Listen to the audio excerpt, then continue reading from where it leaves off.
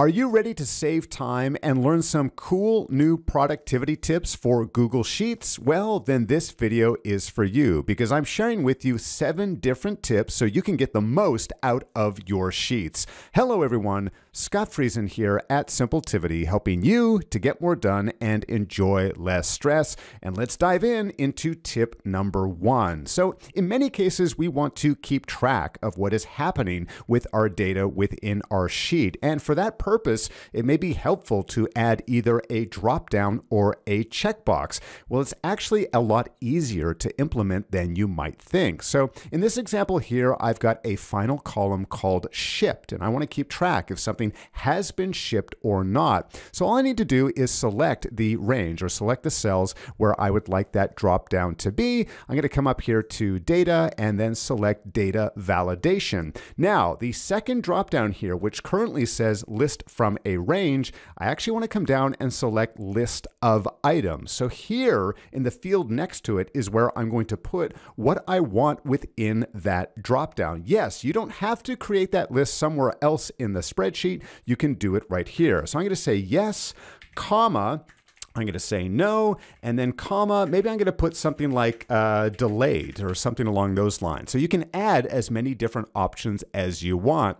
We're going to leave this checked, show drop-down list in cell, and I'm going to hit save. Now you can see we've got a little drop-down arrow beside each and every one of these rows. So I can go down and say, yes, that was shipped. No, that was not shipped. And we're still waiting for this. That has been delayed. Adding a drop-down to your sheet will not only make it easier for you to make certain selections, but also prevents the chance of you misspelling something or having to type in the same thing over and over again. But in some cases, all you need is a simple checkbox, and we can add that quite simply as well. Once again, we're going to select the range of cells where we want that checkbox to appear, and we're going to go back to data and then data validation. Now this time from the drop-down, we're going to come all the way down and select checkbox and then hit save. And now we've got a simple checkbox waiting for us. So we can check things off, maybe in this case, meaning that they have been shipped, and I can check and uncheck as I go along. You can also apply conditional formatting to both of these options, which may just spruce up and make things pop that much more within your Google Sheets. Now, speaking of making things stand out, sometimes it can be hard to analyze a large group of data or a large number of rows and columns. It's really hard to distinguish the differences here, and maybe if I want to point out or see a particular number. Well, it's very easy for us to apply some alternating color, and you've probably seen this many, many times over in other reports or things you've seen in magazines or other places online. All we need to do is select the area where we want to apply this. We're going to come up to format, and then we're going to come down here and select alternating colors. Now, immediately it's going to apply something here. It's kind of a grayish color here where we've got a deeper gray at the top for our header, and then it's sort of alternating between light and dark. But we can also customize that color. So maybe I want something that's a little brighter, maybe with this orangey color here. Maybe I want something a little more bluish, which is in line with my own branding. And now it's that much easier to see the different figures here within our sheet. And of course, if you don't like any of the default styles here, you can come down here to custom styles and choose your header, color 1 or color 2 to suit your needs. Now, the next tip on our list has all to do with a formula that we all use on a frequent basis, and that has to do with summing up a particular set of figures. So let's say I want to sum all of the total cost here. I'm going to go to this cell over here, and I'm going to type in sum, and then all I need to do is just select this area here. Pretty straightforward, right? I can hit enter on my keyboard, and there is the total sum. But what if I start adding other items here? Let me add in, I don't know, maybe $250 and then $350. oh, wait a minute, it's not adding things up because I selected just this range, so anything below is not going to be added here. Well, if we come back to this formula, all we need to do is come over here and remove the 20. Remove the 20 from the row here and then hit enter. And what it will do, it will continue to sum up everything within this particular column. It's essentially ignoring the row number over here and will continue to add things up. So not only is it giving me the current value here, but if I add something like $500, yes, that's been added. Let's add $1,000. You see it will continue to add things up. So the next time you need to use the sum formula, see if you need to put a specific end to your range or just to leave it blank. Now, this next tip is especially helpful if you are dealing with multiple currencies or currency exchange. So in this example, I have a total which is listed in US dollars, but maybe I want to see the value of these dollar figures in Canadian dollars. Well, what we can do is rely on the power of Google Finance to give us an accurate exchange rate right here within our spreadsheet. So in this case, I'm going to start with this cell. I'm going to type in the equal sign, and of course, I'm going to reference the cell that I want to convert. Next, I'm going to hit the asterisk, which of course means multiply, and then I'm going to start typing in Google Finance. Now, I don't even have to type in the entire thing. You can see it's giving me that suggestion, so I'm going to hit enter to complete that. So Google Finance is in the formula. Next, we want to hit our open quotes and then type in the word currency. All right, currency and then colon. And then in this case, I'm going to type in USD CAD, meaning I want to convert from US dollars into Canadian dollars. If you're not aware of the currency code, you may need to look that up in advance. We are going to close quotes and then close the bracket and then hit enter. And now we have an actual up-to-date currency exchange for this amount. If I want the entire row, all I need to do is drag this down.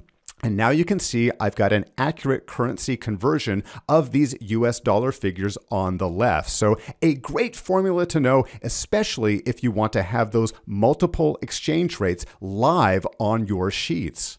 Now, the next tip on our list is one of my favorites and such a great way to see some visual data without having to create a complete chart. You're probably familiar with the ability to create a chart, whether that's a pie chart or a bar chart or something else that may take up much of a particular tab. But what if you just want to see a quick visual of a particular set of data? So in this case, maybe I want to see how our sales of units are trending over time, and I just want to include that down here below. Well, all I need to do is click on any cell, hit the equal sign, and then type in the word Sparkline, and we are going to have a miniature chart. So Sparkline, and then within the brackets, we just need to select the range that we want to view, and then hit enter. And now we've got a great visual of what is happening just within that particular set of numbers. So I can see that we started off quite strong and then dipped, and we've sort of been going up and down with the sale of our units.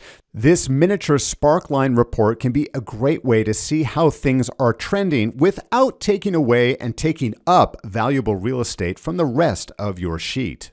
Next up, let's take a look at how we can make it easier to input dates within any particular cell. So you may already know if there is a valid date anywhere within your sheet, you can double click on it and it will bring up a calendar view. So this can be really easy. If I want to change this date over here, I can just select it by double clicking. But what if this entire column is a ship date and I want to just double click in this row? Well, I can't do that. It's waiting for me to input a value. So in order to add a clickable calendar for every single cell within this column, first I'm going to select the entire column, or you can just select a specific range. I'm going to come back up here to data and select data validation. Now we've been here before, but in this case, what I'm going to do is I'm going to select this drop down and I'm going to select a date. Once we select save, we can return to our sheet. And now anywhere where I double click within this range, you can see it's going to bring up that calendar.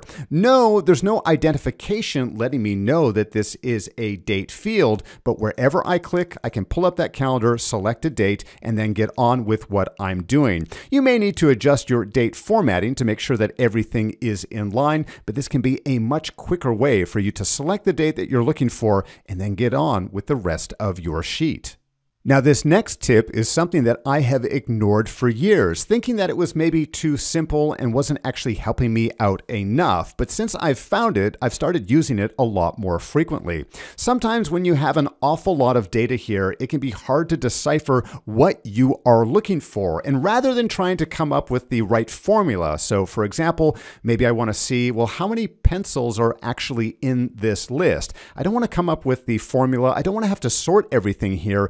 Isn't there a simpler way? Well, all I need to do is select the range that I want to analyze, come up here to data, and then select column stats. And then on the right-hand side, what it's going to do is show me a variety of different data. So in this case, let's come over to our item, and I can see immediately, oh, pencil, there are 9 pencils, there are 8 binders, but I've only sold 3 pens. And I can actually see that frequency down here below. In fact, as I hover over these different sets, they will also highlight as well. So if I need to find out where is that desk in this set of data, I can just highlight it here as well. Maybe if I want to jump over to my representatives here, I can see that it looks like Jones is my most successful rep, but maybe Howard needs a little more help. And again, I can have this option to filter through and highlight that information as well. So column stats, a great, quick, and easy way to find what you're looking for.